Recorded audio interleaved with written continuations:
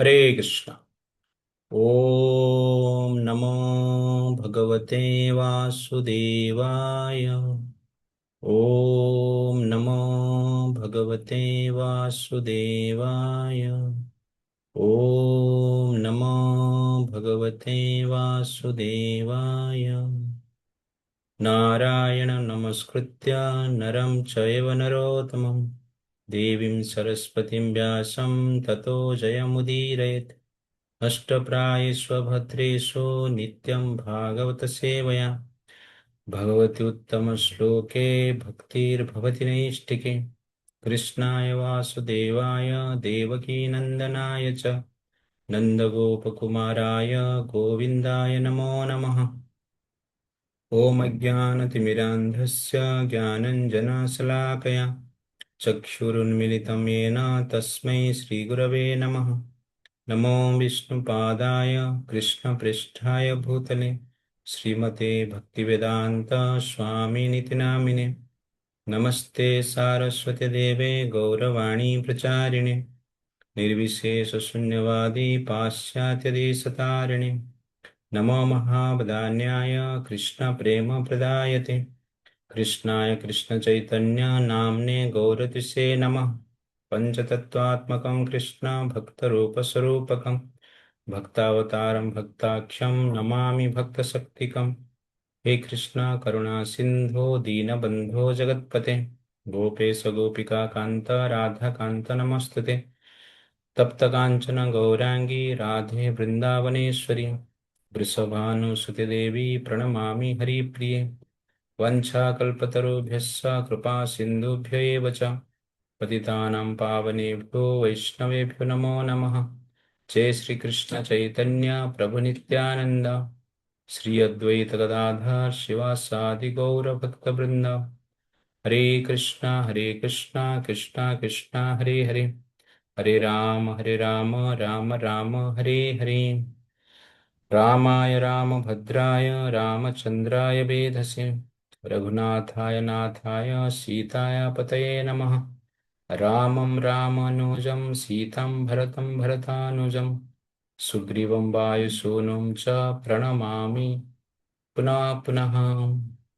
दक्षिणे लक्ष्मण यस्य वामे च जनकात्मज पुरतः मारुति यस्य तं वन्दे रघुनन्दनम्।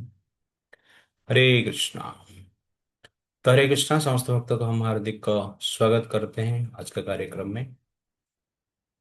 तो आज हम देखेंगे Ramayan Balkand part 12, art of happy married life. तो लास्ट टाइम बालकांड में हमने देखा था कि किस प्रकार भगवान राम सुबाहु का वध करते हैं और विश्वामित्र जी का यज्ञ को पूर्ण करते हैं। तो भगवान राम विश्वामित्र जी को रक्षा करके, यज्ञ का रक्षा करके उस रात्रि यज्ञ वेदी के स्थान पर ही बिताए। प्रभात काल में श्री राम और लक्ष्मण उठकर नित्य कर्म करके विश्वामित्र के पास जाते हैं और कहते हैं कि हम आपके किंकर हैं, दास हैं, आपके सेवक हैं। अब हमें आदेश दीजिए कि आपका अभी क्या सेवा करना है। उस समय विश्वामित्र जी के पास उनके अनेक शिष्य, बाकी ऋषि मुनि भी थे। सब लोगों ने कहा कि मिथिला में एक यज्ञ हो रहा है, राजा जनक एक महान यज्ञ कर रहे हैं और मिथिला में एक शिव धनुष है जो देखने में अत्यंत आकर्षक है, तेजमय है। और शिव धनुष इतना भारी है कि उसको अनेक व्यक्ति मिलकर भी उठाना उनके लिए कठिन होता है। मनुष्य के लिए उठाना तो डिफिकल्ट है। मनुष्य का क्या कहना, देवता गंधर्व उनके लिए भी उस शिव धनुष को उठाकर प्रत्यंचा चढ़ाना अत्यंत कठिन है। इस शिव जी का धनुष जो है, भगवान शिव जी ने जनक महाराज को प्रदान किए थे। उस शिव धनुष का उस शिव धनुष का हम दर्शन करेंगे। इसलिए आप लोग भी हमारे साथ मिथिला आए। ये सुनकर राम लक्ष्मण मिथिला राम लक्ष्मण मिथिला जाने के लिए उद्युक्त होते हैं। विश्वामित्र के साथ मिथिला की ओर निकल पड़ते हैं। लगभग 100 गाड़ी में अनेक ऋषि मुनि बैठकर मिथिला की ओर जा रहे हैं। उनके पीछे उस आश्रम में जो मृग थे, पक्षी थे, वो भी चल रहे हैं। कुछ देर पश्चात विश्वामित्र जी ने मृग और पक्षियों को बोले कि आप रिटर्न चला जाओ आश्रम में। तो विश्वामित्र जी का आदेश मानकर पक्षी और मृग रिटर्न चला जाते हैं। उस दूर कुछ दूर चलने के पश्चात गंगा नदी का उत्तर तट पर उत्तर तट को पार करते हुए हिमालय के किनारे पे पहुंचते हैं। वहां पर एक सुंदर समृद्ध सुशोभित एक नगर को भगवान राम देखते हैं। तो भगवान राम ये देखकर विश्वामित्र जी को पूछते हैं कि ये नगर किसका है, इतना सुंदर कैसे है? तो विश्वामित्र जी उत्तर में कहते हैं कि पूर्व काल में एक राजा हुए जिसका नाम है कुश, जो कि जो कि ब्रह्मा जी का मानस पुत्र है। और कुश महाराज के 4 पुत्र हुए हैं, कुसुम, कुशनाभ, अश्रुत, रजस और वसु। और ये 4 पुत्र को कुश ने राजा का जो धर्म है उसके ऊपर ज्ञान प्रदान किए। और उन्होंने ज्ञान प्रदान करते हुए कहते हैं, क्रियताम पालनम पुत्र धर्म प्राप्स्यतः पुष्कलम। वो कहते हैं प्रजा का पालन करने से वास्तव में धर्म का सब फल आपको प्राप्त हो। ये सुनकर 4 पुत्र धर्म के अनुसार प्रजा का पालन करते हैं और 4 नगर स्थापित करते हैं। कुशनाभ ने कुसुम्ब ने जो नगर स्थापित किया है उसका नाम है कुसुम्बी। और कुशनाभ ने जो नगर स्थापित किया है उसका नाम है महोदय। अश्रुत रज ने जो नगर स्थापित किया है वो धर्म अरण्य। और बसु ने जो नगर स्थापित किया है गिरि ब्रज नामक नगर स्थापित किए। और ये सब नगर जो है 5 पर्वत के बीच में था। वो 5 पर्वत का नाम है विपुल, बरह, वृषभ, ऋषिगिरि एंड चैत्यक्य। इस प्रकार नगर स्थापित करके कुश के 4 जो पुत्र हैं राज कर रहे थे।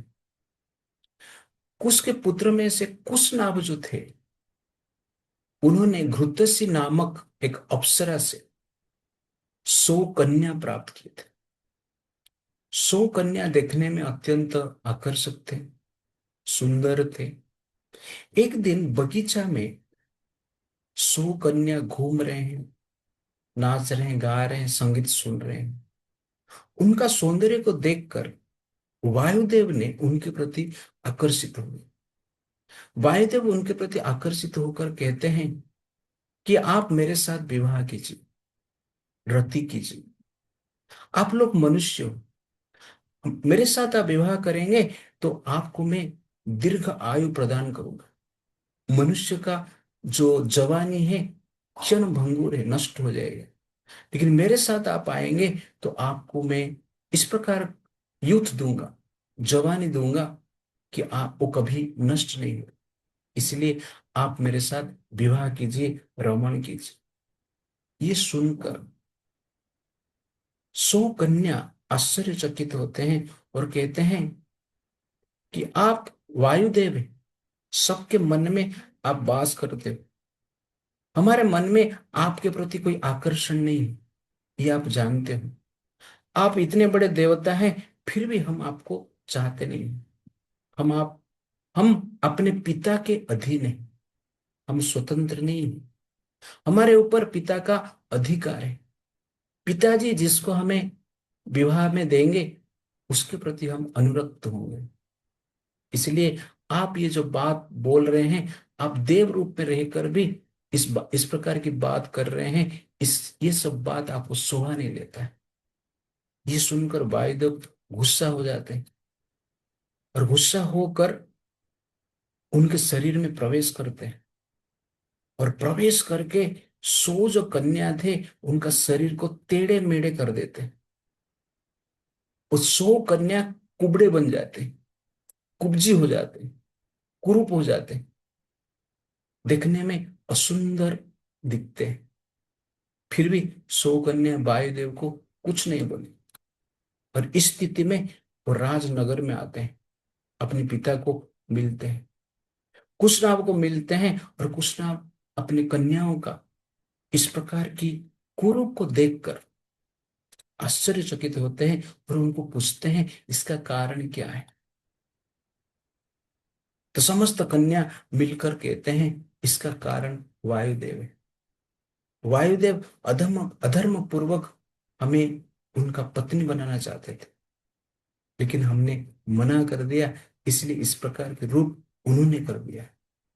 ये सुनकर कुशनाभ कहते हैं कि वास्तव में आप लोग धर्म का पालन किया है, अपने काम को भी जीत लिया, क्रोध को भी जीत लिया, अपने वायुदेव के प्रति आकर्षित नहीं हुए और आपको इस प्रकार की रूप मिला फिर भी आप क्रोधित हुए नहीं।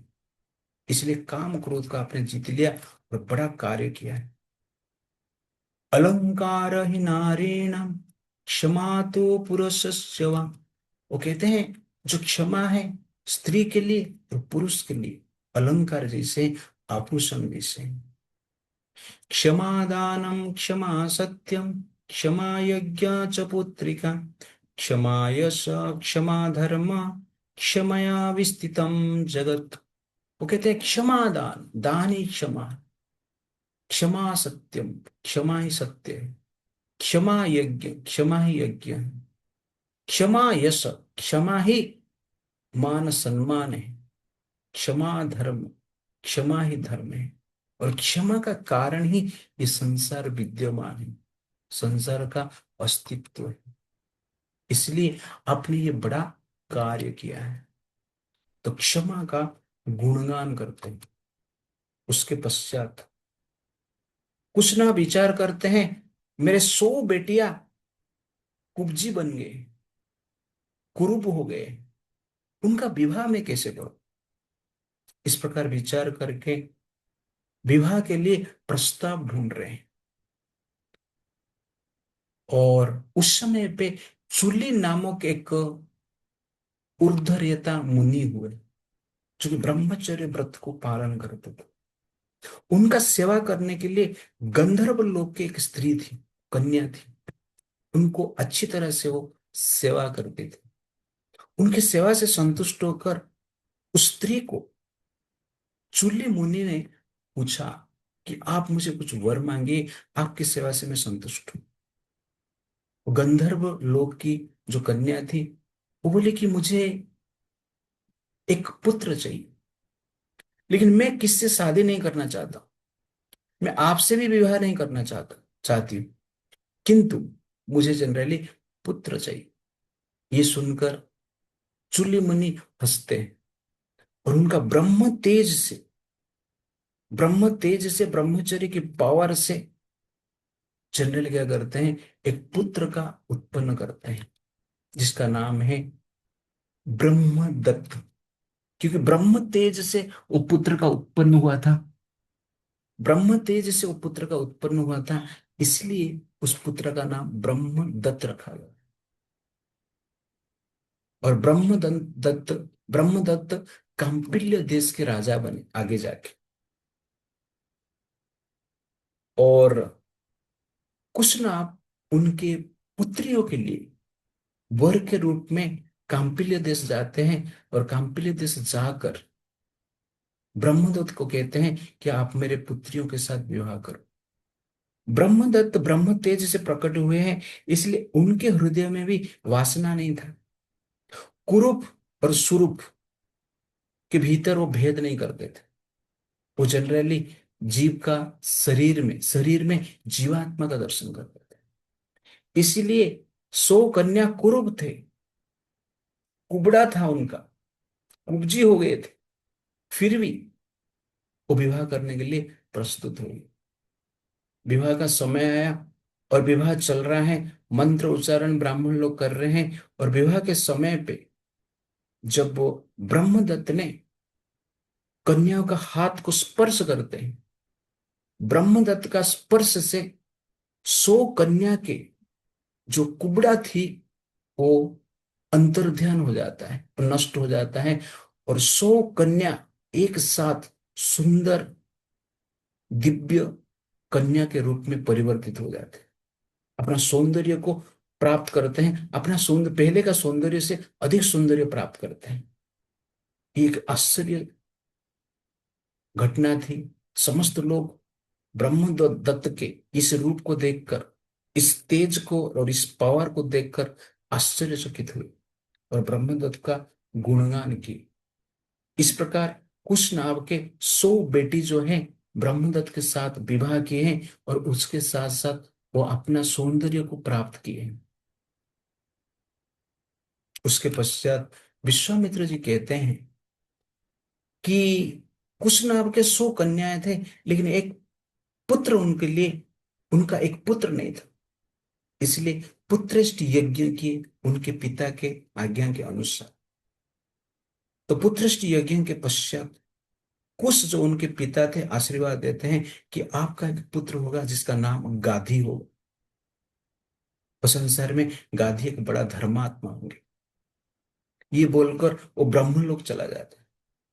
कुछ समय के पश्चात कुश नाम के एक पुत्र होता है जिनका नाम है गाधी, और गाधी बड़ा धर्मात्मा होते हैं। विश्वामित्र कहते हैं ये जो गाधी है मेरे पिता है, और कुश के पुत्र थे इसलिए उनको कौशिक कहा जाता है। मेरी एक बहन भी हुआ है जिसका नाम है सत्यवती। रुचिक मुनि के साथ उनका विवाह हुआ। रुचिक मुनि जब स्वर्ग चला गए, सत्यवती भी उनके साथ स्वदेह में स्वर्ग चली गई। लेकिन बाद में समाज का कल्याण करने के लिए हिमालय हिमालय के बेटी के रूप में, महानदी के रूप में हिमालय में प्रभावित हुई, और मैं उसका तट पर मेरे आश्रम में, लेकिन सीधा आश्रम में गया था सिद्धि प्राप्त करने के लिए, और आपके कृपा से, हे राम आपके कृपा से मैंने सिद्धि प्राप्त कर लिया। इस प्रकार विश्वामित्र जी अपना वंश के बारे में थोड़ा बताते हैं, कुश नाम के बारे में बताते हैं, और 100 कन्या के बारे में बताते हैं। तो इस स्टोरी से हम कुछ लेसन लेने की प्रयास करेंगे। पहला पॉइंट है कि यहां पर आप देखेंगे जब वायुदेव 100 कन्या को श्राप देते हैं, 100 कन्या उनको उल्टा श्राप नहीं देते हैं। इसका कारण क्या है? क्योंकि 100 कन्या को पता है कि वायुदेव साधारण नहीं है, श्राप देंगे तो वायुदेव का रूप भी नष्ट हो सकता है, वायुदेव प्रॉब्लम में आ सकते हैं, जिसके कारण इस संसार में प्राणवायु नष्ट हो जाएगा और समस्त जीव जगत भी नष्ट हो जाएगा। इसीलिए 100 कन्या उनको श्राप नहीं देते हैं, वो सहन करते हैं। अपना शरीर कुरूप हो गया, कुब्जी बन गए सब लोग, फिर भी श्राप नहीं दी, क्षमा कर दी। और इसलिए वहां पर कहा गया है क्षमा यज्ञ, क्षमा यश, क्षमा धर्म, और क्षमा के कारण ये संसार क्या है, स्थित है। इसको जनरली धर्म कहते हैं। जब हम धर्म का रक्षा करते हैं, वास्तव में धर्म हमारा रक्षा करता है। आप देखेंगे उन्होंने ये कार्य किए थे, कुरूप हो गए। जनरली लड़कियां जब सुंदर नहीं होते हैं उनका विवाह नहीं होता। कुबड़ा कुब्जी की तो बात छोड़ दी, उनके साथ कोई विवाह करता ही नहीं। बट उन्होंने धर्म का कार्य किए थे, इसलिए भगवान ने उनका व्यवस्था भी की। ब्रह्मदत्त के साथ उनका विवाह हुआ, और ब्रह्मदत्त का स्पर्श से अपने सौंदर्य को फिर से उन लोगों ने प्राप्त किए। ये जनरली धर्म को पालन करने में लाभ है, क्षमा के अनुसार जीने का ये लाभ। इसीलिए हमारा शास्त्र जनरली कहता है धर्म रक्षति रक्षिता। धर्म एव हतो हन्ति धर्म रक्षति रक्षितः तस्मा धर्म न हन्तव्य मान धर्म हतो वधित। तो इस श्लोक हम लोगों ने पूरा कभी नहीं सुना है, हम सिर्फ इतना सुना रहेगा, धर्म रक्षति रक्षिता। जो धर्म का रक्षा करते हैं उसको धर्म रक्षा करता है, और इस लीला के द्वारा क्लियरली बताया गया है। वायुदेव को श्राप न देकर वो धर्म का रक्षा की, समाज का कल्याण की चिंता की, इसलिए वो लोग भी, उनको भी धर्म ने रक्षा किया। धर्म एव हतो हन्ति, जो धर्म का हत्या करता है उसका भी हत्या हो जाता है। धर्म रक्षति रक्षिता, जो धर्म का रक्षा करता है उसका भी रक्षा होता है, वो स्वयं धर्म में उसका रक्षा करता है और भगवान उसका रक्षा करता है। तस्मा धर्म न हंतव्य, इसलिए हमें धर्म को कभी भी हत्या नहीं करना चाहिए। और धर्म को हत्या कर दिया मतलब क्या है, हम स्वयं को ही हत्या करते हैं। तो जनरली हम कहते हैं इस संसार में हम अपने आप को रक्षा कर रहे हैं, लेकिन वास्तव में हम अपने आप को रक्षा नहीं कर रहे, धर्म ही हमारा रक्षा कर रहा है। आज तक हम जीवित हैं, आज तक हमारा हेल्थ ठीक है, हमें आज तक हमें आंख मिला है, कान मिला है, हमारा शरीर का अंग सब अंग ठीक ठाक है। इसका कारण है कि आप लोगों ने पहले कुछ धर्म किया है। पूर्व जन्म के कारण कोई लंगड़ा होके पैदा होता है, कोई अंधा होके पैदा होता है, कोई बहरा होके पैदा होता है, कोई गूंगा गूंगी होके पैदा होता है, लेकिन ये सब आप में नहीं है।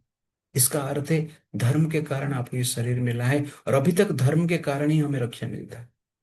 कभी कभी लोग पूछते हैं प्रभु जी हमें मेडिसिन रक्षा करता है, लेकिन हमने देखा है बहुत सारे ऐसा सिचुएशन कि मेडिसिन खाने के पश्चात, अच्छा अच्छा मेडिसिन लेने के पश्चात भी लोग मर जाते हैं, प्रोटेक्शन नहीं मिलता है। therefore medicine is not real protection.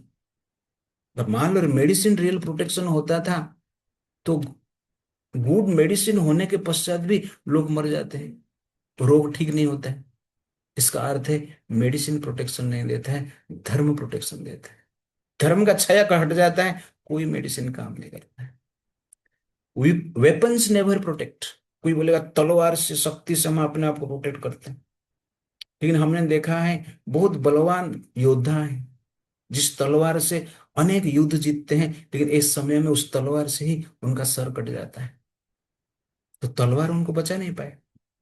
पहले जो जीत रहे थे धर्म के कारण ही जीत रहे थे। इसलिए धर्म वास्तव में क्या करता है, रक्षा करता है। वेल्थ नेवर प्रोटेक्ट अस, धन हमें रक्षा नहीं करता है। मान लो धन रक्षा करता था तो धनवान व्यक्ति भी निर्धन हो जाते हैं। कभी कोई चोर लूट रहा है उनको लूट लेते हैं, उनका वध ही कर देते हैं धन के लिए। इसलिए धन भी हमारा रक्षा नहीं करता है। Power never protect us, powerful personality से है संसार में, अनेक राजा महाराज हुए, लेकिन पावर भी छूट जाता है समय के अनुसार। तो पावर प्रोटेक्ट नहीं करता है, वेल्थ प्रोटेक्ट नहीं करता है, मेडिसिन प्रोटेक्ट नहीं करता है, वेपन्स प्रोटेक्शन नहीं करता है। वास्तव में क्या करता है, धर्म प्रोटेक्शन करता है। अब धार्मिक कार्य पहले किए हैं तो निश्चित रूप से आपको क्या करेगा, धर्म रक्षा करेगा। The ultimate protection is dharma. There is no other protection than dharma. God loves them who loves dharma. इसलिए वास्तव में रियल कवच आपको चाहिए तो वो क्या है, धर्म का कवच पहनना चाहिए और क्षमा का कवच पहनना चाहिए। ये जनरली अत्यंत आवश्यकता है।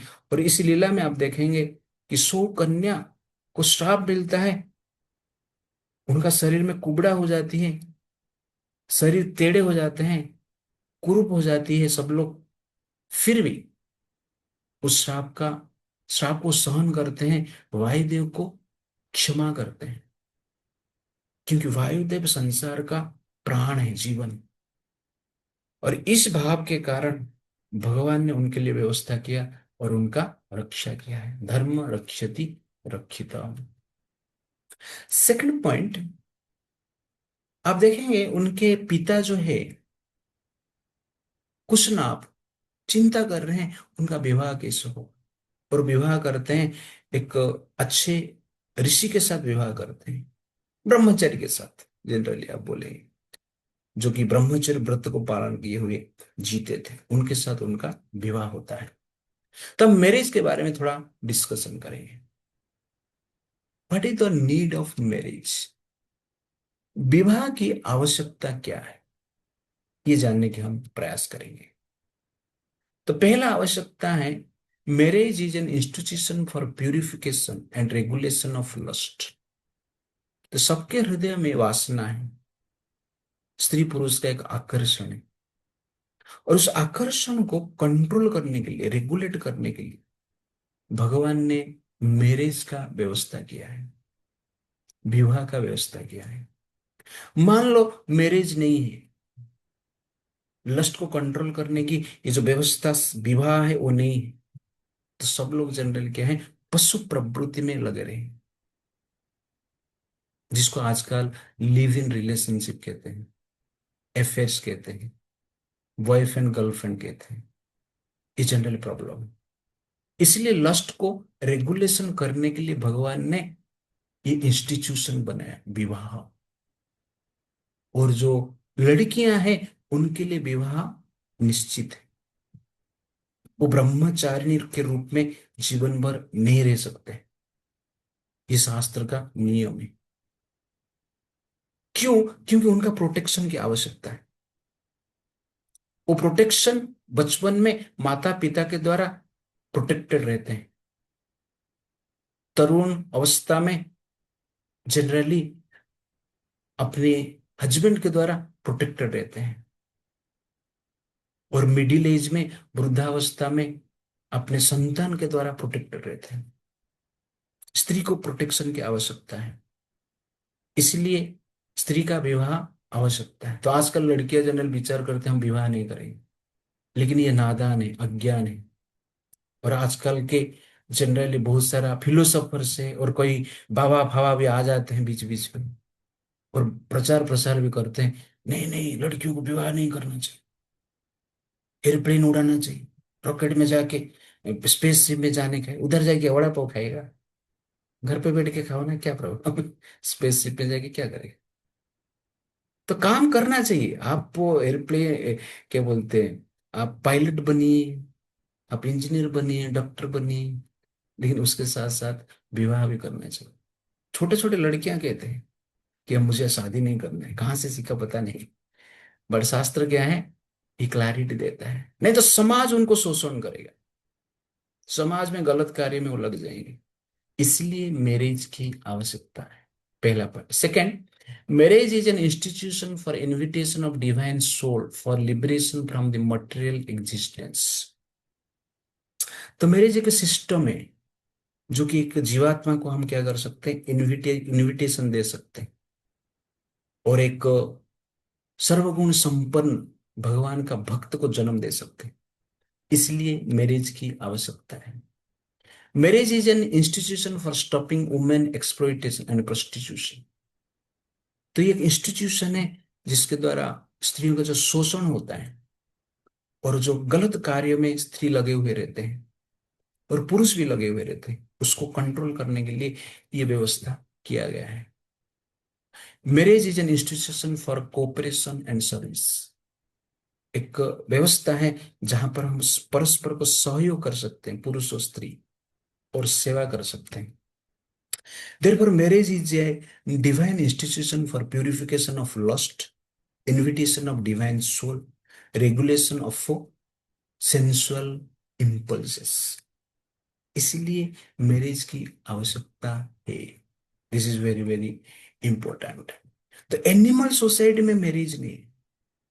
आपने ऐसा कभी देखा नहीं है, कुत्ता बिल्ली मैरिज कर रहे हैं और आपको इनविटेशन दे रहे हैं कि हमारा पार्टी में आ जाओ करके, मंकी इनविटेशन दे रहे कि हमारा पार्टी में आ जाओ, मैरिज हो रहा है हमारा। तो मैरिज मनुष्य समाज में ही है, विवाह मनुष्य समाज में ही है, पशु समाज में विवाह नहीं है। और जो लोग आजकल कहते हैं कि नहीं नहीं नहीं नहीं, विवाह क्यों करना, ऐसे ही रहना है, ऐसे ही रहना है, तो ब्रह्मचारी के रूप में रहना पड़ेगा। लेकिन ऐसे ही रहेंगे और पाप कर्म करेंगे तो प्रॉब्लम, वो अच्छा नहीं है।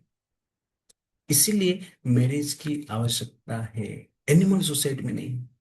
एनिमल सोसाइटी में एंजॉयमेंट है, लेकिन विवाह नहीं। वैसे मनुष्य मान लो एंजॉयमेंट के लिए इच्छा करता है, लेकिन विवाह नहीं करता है, तो एनिमलिस्टिक सोसाइटी बन जाता है और संसार में अनेक प्रकार की प्रॉब्लम क्रिएट करते हैं। इसीलिए हमें मैरिज, विवाह जो है, अत्यंत आवश्यकता है। That is very very important. तो कौन सा मैरिज अच्छा है, अरेंज मैरिज और लव मैरिज? आजकल ये चलता रहता है। तो एक स्टूडेंट को टीचर ने पूछा,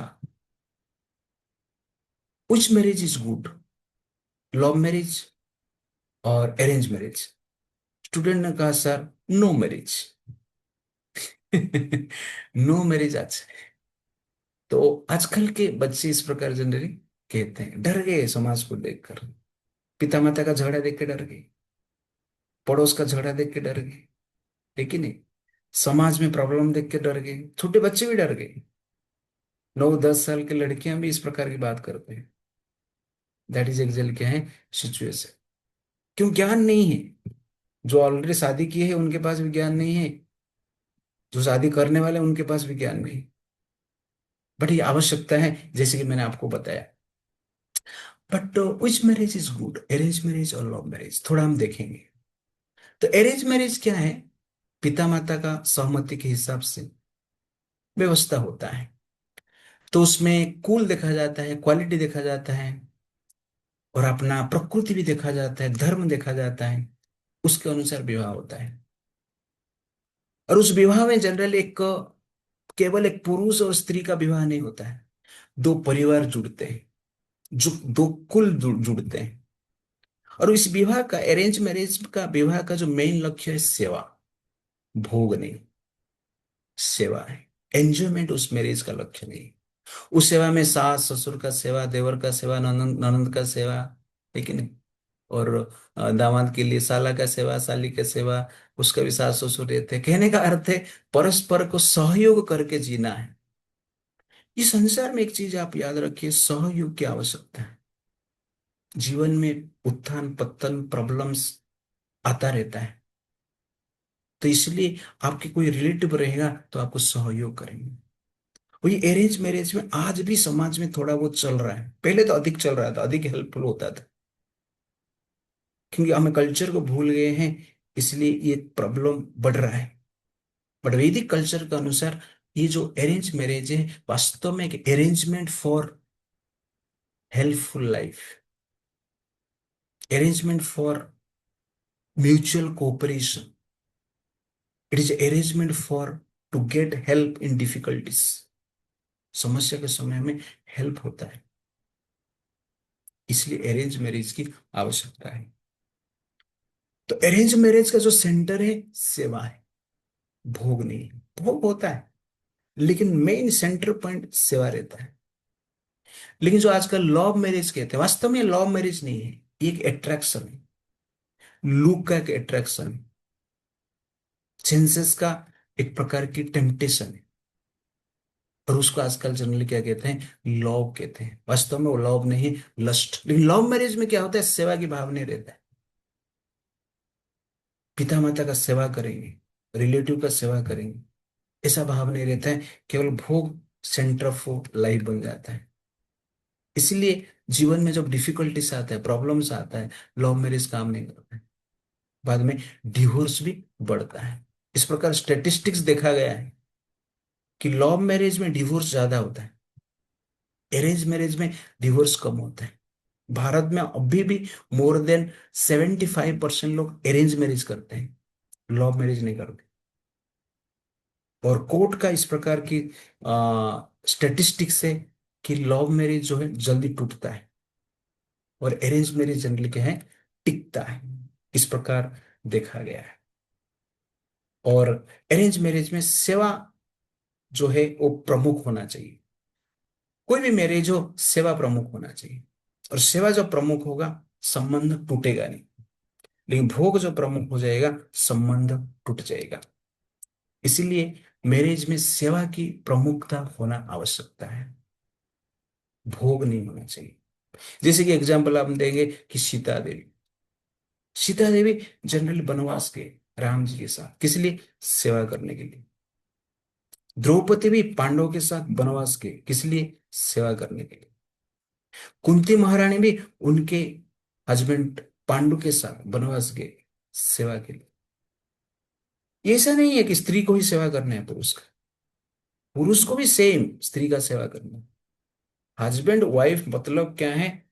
दो व्यक्ति एक दूसरे का सेवा करने के लिए। जैसे कि दो हाथ है, दो हाथ का काम है, एक हाथ में मार लगा तो दूसरा हाथ उसको हेल्प करता है। एक ही हाथ रहेगा और मार लग गया मान लो, तो कैसे सेवा होगा? एक हाथ छटपटाएगा। इसलिए भगवान ने दो हाथ का व्यवस्था किया है, कि एक में मार लगा तो दूसरा हाथ हेल्प करेगा। That is marriage, that is विवाह, दैट इज एक्चुअली क्या है? Husband wife. इसलिए ये व्यवस्था शास्त्र में रखा गया है। अकेले हो गए तो आपको सहयोग नहीं मिलेगा, आपका समस्या का निवारण नहीं होगा। इसलिए अरेंज मैरिज का आवश्यकता है, विवाह की आवश्यकता है। और सीता द्रौपदी कुंती ये जनरल क्या है? सेवा की है। और ये सेवा भाव आवश्यकता है। आपका भवन, भवन में हो, भवन भवन होके रहेगा जब भवन में सेवा की भाव रहेगा। भवन, भवन से भ मतलब भाव, वो भाव निकाल देंगे तो बचता है वन। वन मतलब जंगल, जंगल फॉरेस्ट। तो आपका घर घर रहेगा और भवन रहेगा जब भाव से सेवा रहेगा। लेकिन सेवा भाव घर से चला गया, केवल भोग की भाव है, वास्तव में वो घर भवन नहीं रहेगा, वो बन रह जाएगा। इसलिए सेवा भाव रहना अत्यंत आवश्यकता है। नहीं तो घर क्या है? वन ही वन है। अब बोले प्रभु जी वन में तो हाथी रहता है, बाघ रहता है, सिंह रहता है, चूहे रहते हैं, और स्नेक्स रहते हैं, सर्प रहते हैं। घर में तो मनुष्य रहते हैं। लेकिन आप देखेंगे जिस घर पे सेवा भाव नहीं है, कभी हस्बैंड बाघ बन जाते हैं तो वाइफ भालू बन जाते हैं, बच्चे कभी सर्प बन जाते हैं। इस प्रकार जनरली उधार चलता रहता है, संसार में देखा गया। इसलिए सबके भीतर सेवा भाव होना चाहिए। बेटा बेटी के भीतर पिता माता के प्रति सेवा भाव होना चाहिए। मैंने देखा है घर पे आजकल बेटा बेटी क्या कर रहे हैं? पढ़ाई, स्कूल कॉलेज जा रहे हैं, बस आ रहे हैं, कपड़ा ऐसे ही फेंक दे रहे हैं, माता पिता उसको धोते हैं। तो ये दुर्भाग्य है। हमें बचपन से पिता माता, बच्चे को ऐसा ट्रेनिंग देना चाहिए कि आपका कपड़ा स्वयं धोना है, खाना स्वयं खा लेते हैं, स्कूल स्वयं जा पाते हैं, लिखना भी स्वयं कर पाते हैं, कपड़ा क्यों नहीं धो पाएंगे? तो ये ट्रेनिंग देना आवश्यकता है। पिता माता बचपन से उनको कपड़ा धोने का ट्रेनिंग, घड़ा घर का झाड़ू मारने का ट्रेनिंग, खाना बनाने का ट्रेनिंग, और बीच बीच में पैर दबाने के लिए भी पिता माता बोलना चाहिए बेटा बेटी, तब जाके वो सीखेंगे। नहीं तो रील दिखा के देख के जीवन उनका व्यतीत हो जा रहा है, और हम मोह के कारण मेरा बेटा है, मेरी बेटी है, ऐसा बोल के उनको कोई ट्रेनिंग ही नहीं देते, और ऐसे ही छोड़ देते हैं। और बाद में थोड़ा बड़े होने के बाद आपका नहीं सुने। तो पिता माता का अर्थ है ट्रेनिंग देना है, ये आवश्यकता है, ये आवश्यक ट्रेनिंग है। संसार में जो भी कुछ है वास्तव में क्या है? सेवा के लिए है। जो भी कर्म कोई कर रहा है, पैसा कमा रहा है, सेवा के लिए कर रहा है, लेकिन वो नहीं हो पा रहा है तो दुर्भाग्य है। इसलिए ये सेवा भाव की अत्यंत आवश्यकता है। That is the point. कि एक बार एक हस्बैंड ने अपना वाइफ को बोल रहा है कि हमारे लिए ऐसा एक चाय बनाइए जिससे जिससे कि हमारा बदन झूमेगा, हमारा बदन झूमेगा, दिल नाचेगा। तो वही बोलती है, हमारे यहाँ भैंस का दूध है, नागिन का दूध नहीं, जिसे पीने से तुम्हारा बदन झूमेगा, लेकिन और आप नाचेंगे। इस प्रकार नहीं। तो कहने का अर्थ है कि शोषण भी नहीं होना चाहिए, स्त्री का हो या पुरुष का हो। हमें एक प्रकार की प्रेम की भाव में रहना चाहिए, परस्पर को एक अंडरस्टैंडिंग करना चाहिए। और सेवा नहीं रहेगा घर पे, मान लो सेवा नहीं है, तो मन में जनरल सब प्रॉब्लम्स क्रिएट होता है, भोग प्रमुख हो जाता है। और भोग थोड़े समय के लिए रहता है, इसलिए फ्रस्ट्रेटेड व्यक्ति रहता है। पहले लोग क्या, हस्बैंड वाइफ रहते, धान कूटते थे, मिर्ची कूटते थे। आज धान कूटने का व्यवस्था नहीं है, मिर्ची कूटने का व्यवस्था नहीं है, इसे सबके पास टाइम है, इसलिए क्या करते, एक दूसरे को कूटते रहते। संसार में देखा गया है कि नहीं? क्योंकि टाइम नहीं। ये जनरल क्या है, संसार में प्रॉब्लम्स हम देख रहे हैं। इसलिए मैरिज में सेवा भाव होना अत्यंत आवश्यकता है। तो हमारे राधानाथ स्वामी महाराज जनरली कहते हैं कि we should not take seriously any disputes and disagreement in marriage life seriously। तो मैरिज लाइफ में थोड़ा बहुत डिस्प्यूट होगा, प्रॉब्लम्स होगा, लेकिन हमें सीरियसली ये सबको लेना नहीं चाहिए।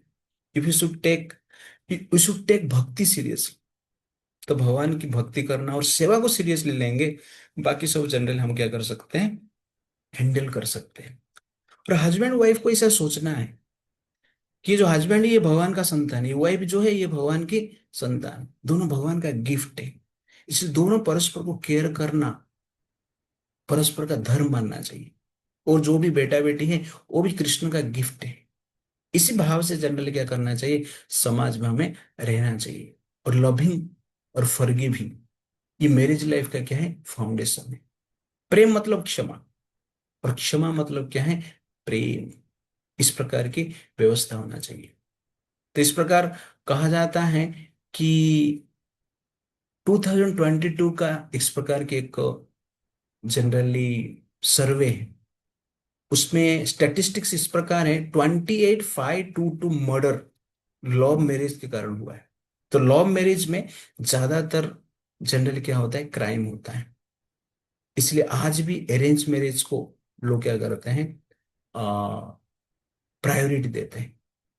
और इंटरकास्ट मैरिज, कभी कभी बोलते हैं हम तो मैरिज किसके साथ भी कर सकते हैं, मुस्लिम के साथ भी कर सकते हैं।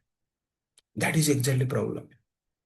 आप मुस्लिम के साथ करेंगे, लेकिन बाद में वो मुस्लिम आपको क्या करेगा, काट के फ्रीज में रख देगा, डब्बे में भर देगा, 35 टुकड़ा कर देगा।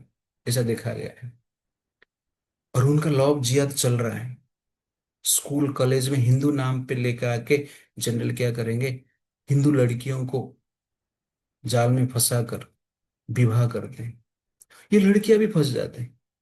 क्यों फंस जाते हैं, उसका एक कारण है कि उनको भी बॉयफ्रेंड चाहिए। इसीलिए हिंदू लड़कियों को मेरा स्पेशल रिक्वेस्ट है, ये बॉयफ्रेंड का लफड़ा में फंसो मत। स्कूल जाओ, कॉलेज जाओ, पढ़ाई करो, घर पे आओ। शादी करने की इच्छा है तो माता पिता को बोलो, माता पिता वो व्यवस्था करें। लेकिन जब बॉयफ्रेंड के लफड़ा में पड़ते हैं, तब जाके ये प्रॉब्लम क्रिएट होता है। रूट ही नहीं रहेगा तो प्रॉब्लम कैसे क्रिएट होगा। पहले ये प्रॉब्लम नहीं था, क्योंकि पहले ये सिस्टम ही नहीं था। पहले कोई लड़की लड़के के साथ घूम रहे हैं मतलब बड़ा पाप है, उसका शादी नहीं होता था। आज घूम फिर के 6 महीने के बाद आएगा तो भी शादी हो जाती ऐसा व्यवस्था देखा गया। इसलिए रूट को जब तक हम मारते नहीं है तब तक जनरल क्या है, ये प्रॉब्लम्स रहेगा। और इंटरकास्ट मैरिज में क्या है, दूसरे का रिलीजन अलग है, अपने का रिलीजन, उसका तो उनका तो रिलीजन कुछ होता नहीं है। आप गाय को माँ बोलते हो, और घर पे जाके थोड़ी गाय का मांस आप बना सकते हो। आप कृष्ण राम का पूजा करते हो, थोड़ी उसके घर पे जाके अल्लाह अकबर कर सकते हो। तो उनका generally nature culture system completely अलग है। अलग क्या, एनिमलिस्टिक है। हलाला करेंगे, तलाक करेंगे, ठीक है नहीं? तो ये सब संभव नहीं है। इसलिए इंटरकास्ट मैरिज एक प्रकार की क्या है, प्रॉब्लम क्रिएट करने का व्यवस्था है। और आजकल के फ्रीडम के नाम पे उसको जनरल हम कहते हैं हम फ्रीडम है। अरे फ्रीडम है मतलब क्या, विष भी पिएगा क्या? मैं आजाद हूं, विष भी पी सकता हूं। फ्रीडम का अर्थ है राइट और रॉन्ग को चूज करने का फ्रीडम, विष पीना फ्रीडम नहीं। लेकिन लिबर्टी के नाम पे, ब्रॉड माइंडेड के नाम पे वास्तव में लोग क्या करते हैं, प्रॉब्लम और समस्या को इनविटेशन देते हैं। इसलिए इंटरकास्ट जो मैरिज है वास्तव में क्या है, एक प्रकार की प्रॉब्लम क्रिएट करता है। और जैसे कि हमने बताया कि जो मैरिज है वास्तव में क्या करता है, हमारा जो लस्ट है, वासना है, उसको कंट्रोल करता है। इसलिए मैरिज की आवश्यकता है संसार में। That is the point. The last point, forgiveness, क्षमा। This is the very very important point. और यहाँ पर कुछ नाव जी अपने बेटियों को जनरली कहते हैं कि क्षमा का महत्व क्या है। तो क्षमा का गुणगान करते हुए वो कहते हैं, क्षमा दानम क्षमा सत्यम क्षमा यज्ञ च पुत्रिका क्षमा यश क्षमा धर्म क्षमया विस्तृतम जगत। इस प्रकार जनरली वो कहते हैं। तो ये क्षमा जो है स्पेशली फैमिली लाइफ में अत्यंत आवश्यकता है। क्षमा नहीं है तो जीवन में संबंध नहीं है। जिस प्रकार ग्रेविटी हर चीज को खींचता है, तो ठीक उसी प्रकार हर रिलेशनशिप को टूटाने के लिए, नष्ट करने के लिए समाज में अनेक स्थिति, परिस्थिति, व्यवस्था और मानसिक विचार काम करता है नष्ट करने के लिए रिलेशनशिप। इसीलिए जनरली हमें क्या करना चाहिए, क्षमा को धारण करना चाहिए। तो ग्रेविटी खींचता है एयरप्लेन को भी नीचे उतारने के लिए, लेकिन एयरप्लेन उड़ता है वो फ्यूल के कारण। फ्यूल नष्ट हो जाएगा तो एयरप्लेन उड़ नहीं पाएगा, फ्यूल नहीं रहेगा तो एयरप्लेन नहीं उड़ पाएगा। ठीक उसी प्रकार वास्तव में जो क्षमा है फैमिली लाइफ के लिए एक फ्यूल जैसे, जैसे आहार प्रतिदिन खाते हैं ना, शरीर को ठीक ठाक रखने के लिए, वैसे क्षमा ये क्वालिटी फैमिली लाइफ के लिए अत्यंत आवश्यकता है। क्षमा नहीं है तो फैमिली लाइफ जनरली क्या है, टिकता नहीं है, गिर जाता है, एयरप्लेन गिर जाएगा, फ्यूल खत्म हो जाएगा तो गिर जाएगा। कार ठीक है, कार जा रहा है, कार में आप जा रहे हो, फ्यूल खत्म हो गया तो रास्ते पे ठीक है रख के पेट्रोल भर सकते हैं। लेकिन एयरप्लेन में जा रहे हो, फ्यूल ही खत्म हो गया, तो फिर नीचे उतरना नहीं है, गिरना ही, मरना ही है, नष्ट ही है, डिस्ट्रक्शन है वो। तो ठीक वैसे ही फैमिली में क्षमा नष्ट हो गया तो फैमिली नष्ट हो गया, रिलेशनशिप नष्ट हो गया। आजकल हस्बैंड वाइफ में जमता नहीं है, डिवोर्स होता है, सेपरेशन है, बेटा बेटी भी अलग हो जाते हैं। जो भी प्रॉब्लम दिख रहा है, क्षमा का अभाव है। संसार में ग्रेविटी नेचुरल है, ग्रेविटी खींचेगा एयरप्लेन को, ये नेचुरल है, एग्जिस्ट है नेचुरली। वैसे ही समस्या रहेगा, प्रॉब्लम्स ये नेचुरल है, लेकिन क्षमा रहेगा तो टिकेंगे हम रिलेशनशिप में, उड़ेंगे हम रिलेशनशिप। इसलिए क्षमा की आवश्यकता है। और एक एग्जांपल दे सकते हैं, जैसे घर का दीवार है, तो दीवार है, दीवार में ईंट जो है, एक ईंट के ऊपर दूसरा ईंट रखते हैं, ऐसा दीवार बनाते हैं। लेकिन दो ईंट के बीच में क्या है, सीमेंट रहता है। वो सीमेंट नहीं रहेगा तो दीवार भी गिर जाएगा, ग्रेविटी खींचा के गिरा देगा उसको। वो सीमेंट की आवश्यकता है। वैसे रिलेशनशिप में जो क्षमा है वो सीमेंट है। तो सीमेंट नहीं है, दीवार गिर जाता है। तो रिलेशनशिप में क्षमा नहीं है तो रिलेशनशिप क्या हो जाएगा, गिर जाएगा। इसीलिए संबंध में क्षमा अत्यंत आवश्यकता है। इसलिए इसको क्षमा कहा जाता है। क्ष मतलब नष्ट हुआ, मां मतलब नहीं। तो जिस क्वालिटी के द्वारा संबंध नष्ट नहीं होता है उसको क्षमा कहते हैं। इसलिए क्षमा अत्यंत आवश्यकता है। इसलिए यहां पर कुशनाभ जी उनके बेटियों को कहते हैं क्षमा दानम। सबसे बड़ा दान क्या है, क्षमा दान। आप कुछ दान देना चाहते हो, पहला परिवार को क्षमा दान दीजिए, ये सबसे बड़ा दान है। अब बोले मैं दान धर्म, सोना चांदी, लेकिन ये सब दान करता हूं, बस क्षमा दान नहीं कर पाता, प्रॉब्लम। इसे क्षमा सबसे बड़ा दान है। क्षमा सत्यम। तो क्षमा को सत्य के साथ तुलना किया गया है। क्यों? क्योंकि आप शादी किए हैं किस लिए? कि हम जीवन भर एक साथ रहेंगे, ये सत्य है। उस प्रतिज्ञा के साथ आपने विवाह किए या संबंध में आए। लेकिन उस सत्य को बचा कर रखने के लिए क्षमा चाहिए। क्षमा नहीं है तो डिवोर्स। आप पुत्र हैं, आप पिता पुत्र का संबंध है, ये सत्य है ये। लेकिन उस संबंध में क्षमा नहीं है तो संबंध टूट जाएगा। इसलिए क्षमा सत्यम, सत्य करना चाहिए। बेट पुत्र कभी कभी माँ बाप को भी क्षमा करना चाहिए, माँ बाप भी कभी कभी पुत्र को क्षमा करना चाहिए, क्योंकि दोनों तरफ से कभी भी गलती हो सकता है, क्योंकि हम भगवान नहीं हैं। इसलिए क्षमा सत्यम। क्षमा यज्ञ। क्षमा एक बड़ा यज्ञ है। यज्ञ मतलब एक बड़ा पवित्र कर्म है। जिस यज्ञ करके लोग स्वर्ग में जाते हैं। कलयुग में जप यज्ञ हम करते हैं, संकीर्तन यज्ञ करते हैं वैकुंठ जाने के लिए। वैसे क्षमा करेंगे तो यज्ञ है। इससे भगवान संतुष्ट होते हैं। जैसे संकीर्तन यज्ञ करने से भगवान संतुष्ट होते हैं, जप यज्ञ से भगवान संतुष्ट होते हैं, वैसे क्षमा यज्ञ से भी भगवान संतुष्ट होते हैं। इसलिए ये क्षमा के यज्ञ है। और इस यज्ञ के द्वारा हमारा क्या होता है? उत्थान होता है, प्यूरिफिकेशन होता है।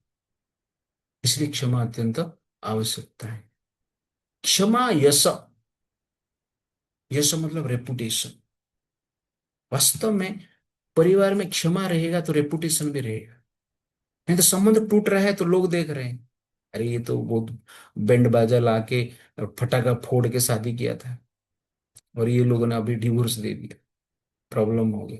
बेटा बेटी अलग हो गए, पिता माता से अलग हो गए, हस्बैंड वाइफ अलग हो गए, भाई बहन अलग हो गए, तो रेपुटेशन भी चला जाता है। क्षमा नहीं है। इसलिए क्षमा यश कहा जाता है। आपका मान सम्मान को भी बचाना है तो क्षमा की आवश्यकता है। दैट इज क्षमा यश। क्षमा नहीं रहेगा तो यश भी चला जाता है।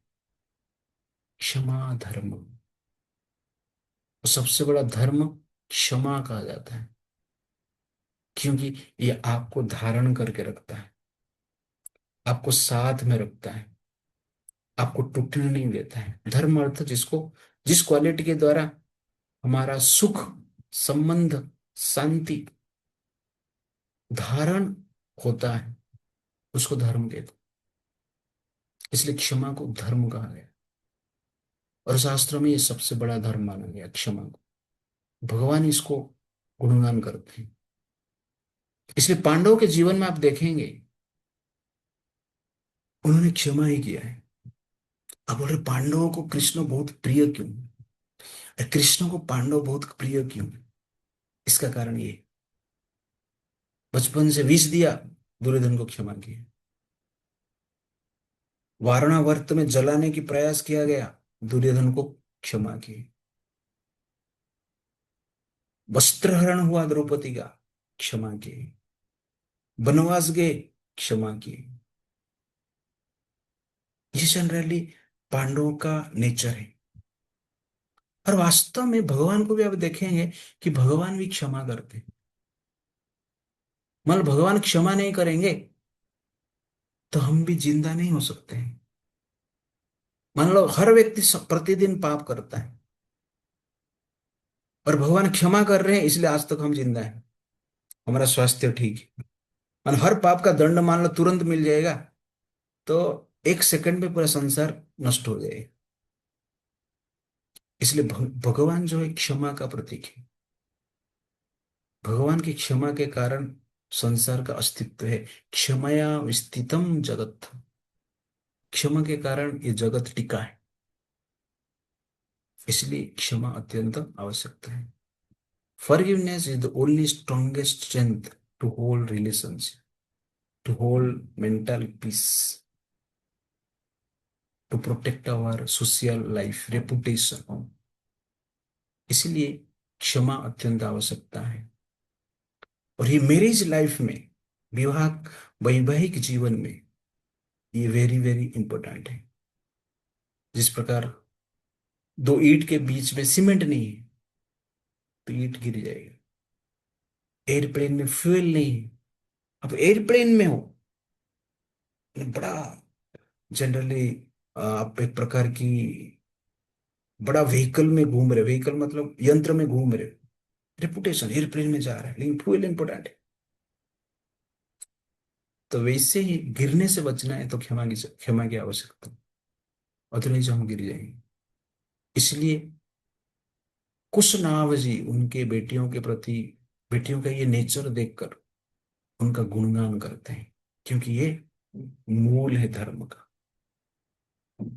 और क्षमा कभी होगा जब हृदय में दया रहे। दया और क्षमा दोनों एक साथ चलते हैं। तो दया रहेगा तो क्षमा आप कर सकते हैं, दया नहीं रहेगा तो क्षमा आप नहीं कर सकते। इसलिए करुणा अत्यंत आवश्यकता है। और भगवान को करुणा सिंधु कहा जाता है। करुणा का वो सागर है, क्षमा का वो सागर है। और वो क्वालिटी जब हम लोग प्रैक्टिस करते हैं, जीवन में प्रयोग करते हैं, फैमिली में प्रयोग करके जीते हैं, तो वास्तव में और सुख शांति से हम जी सकते हैं। हरे कृष्ण। श्री प्रभुपाद की जय। तो थैंक यू वेरी मच, यहाँ पर हम समाप्त करते हैं आज का सेशन। तो नेक्स्ट हम देखेंगे कि भगवान राम उस जो सुंदर नगर के बारे में ज्ञान प्राप्त करते हैं और आगे बढ़ते हैं, और आगे बढ़कर गंगा जी को देखते हैं। तो राम जी पूछते हैं कि गंगा जी का उत्पत्ति के बारे में मुझे जानना है।